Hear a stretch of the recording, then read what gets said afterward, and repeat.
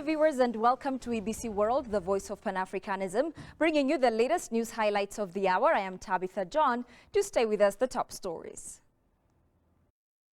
Ministry of Tourism calls for cooperative efforts to boost Ethiopia's tourism investment.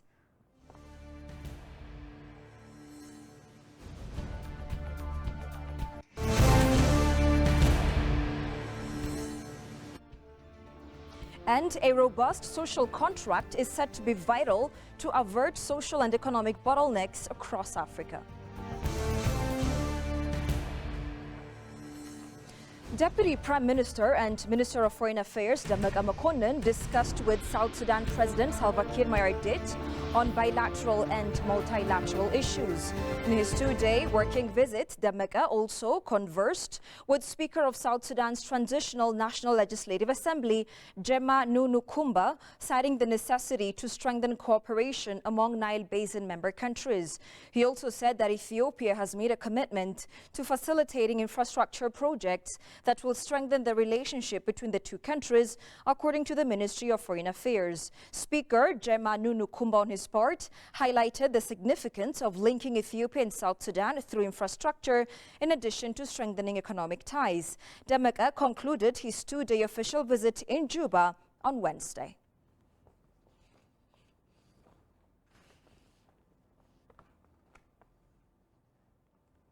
Spokesperson of the Ministry of Foreign Affairs, Meles Alem, said Ethiopia has made significant progress in political diplomacy and tourism. Meles indicated that lots of efforts have been carried out, both bilaterally and multilaterally, in the wake of rekindled diplomatic relations. According to Ambassador Meles, Ethiopia set up 48 investment promotion platforms in North America, Europe, and Africa in the last quarter of the current fiscal year. He said some 53 foreign investors have made pre-investment visits to Ethiopia over the last 3 months of the budget year. To promote the tourism sector, the government has invited 33 tour operators to incorporate Ethiopia into their itineraries.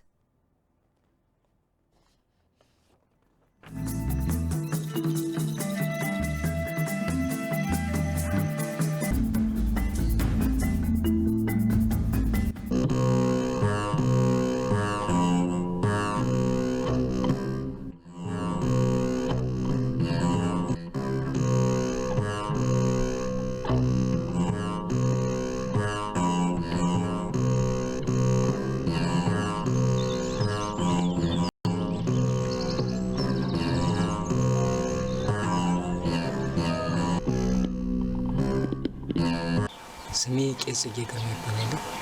በደብሩ ያለኝ ኃላፊነት የስብከት ወንጌል።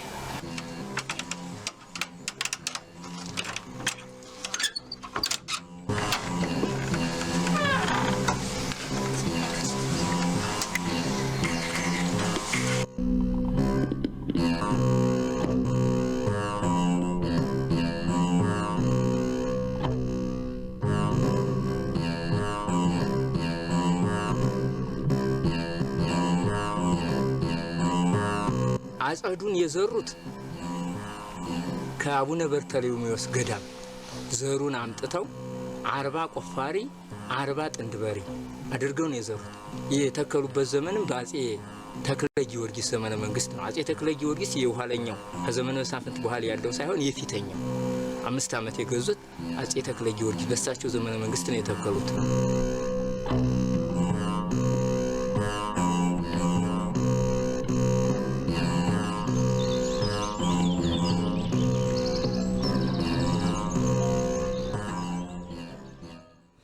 Welcome back. You're watching ABC World. Moving on to news items selected for detailed analysis. The Ministry of Tourism urged the diplomatic community residing in Addis to play their share in pulling more FDI to the country. This remark came at a panel discussion where the Addis-based diplomatic community took part at the Science Museum. Tigis Sarnisa has the following report. Tourism and hospitality exhibition at the Science Museum, which started taking place from October 10 up until November 8, 2023, continues to usher a number of events, and visitors continue to arrive and live with plenty of unforgettable experiences.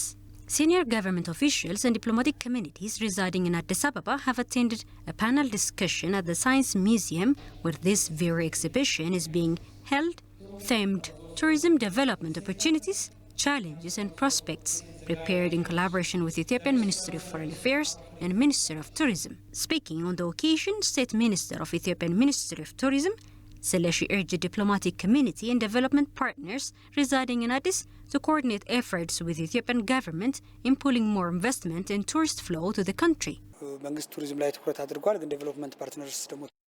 This discussion aimed at calling on the diplomatic communities and development partners in Ethiopia to give more emphasis for the tourism sector.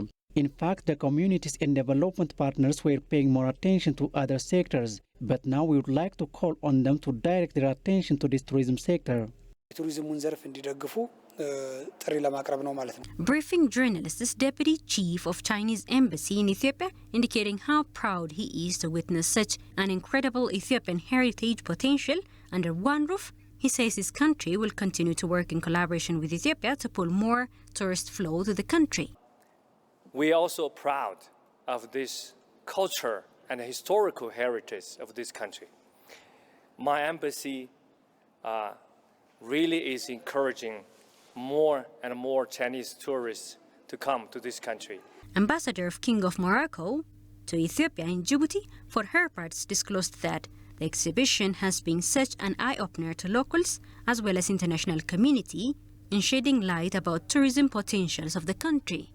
It's not only a way to market Ethiopia and to make it known, but it's also an excellent initiative to open our eyes, all of us. I mean, not only diplomats, but also Ethiopians. I have seen some students, foreigners, how huge is the potential of this country.